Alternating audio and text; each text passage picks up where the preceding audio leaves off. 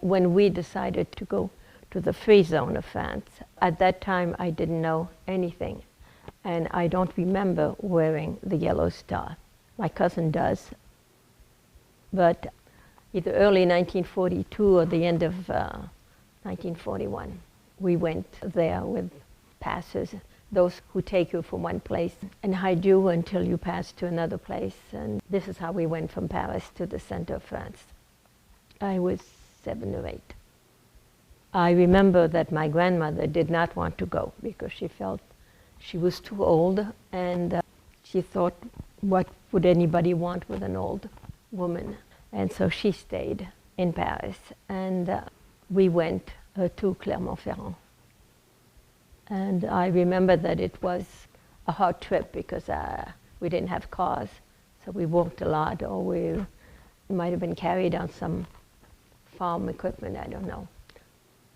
But I know that I was on the shoulders of the soldiers rejoining the Free French part of the time. I don't know how long it took us. I know that those who were taking us south were probably different groups of people who were escorting us, because we were not alone. There was a bunch of people.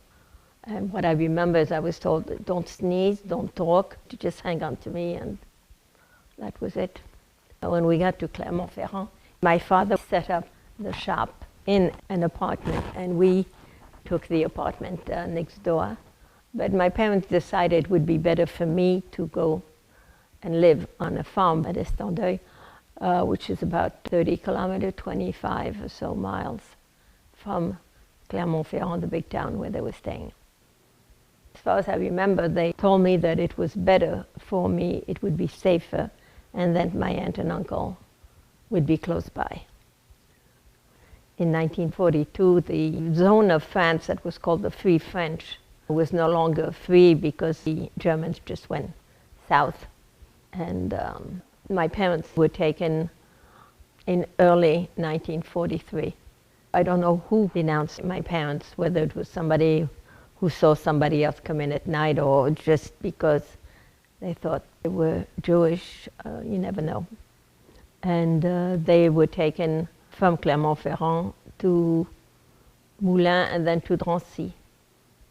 Drancy, which is a suburb of Paris, was the gathering point.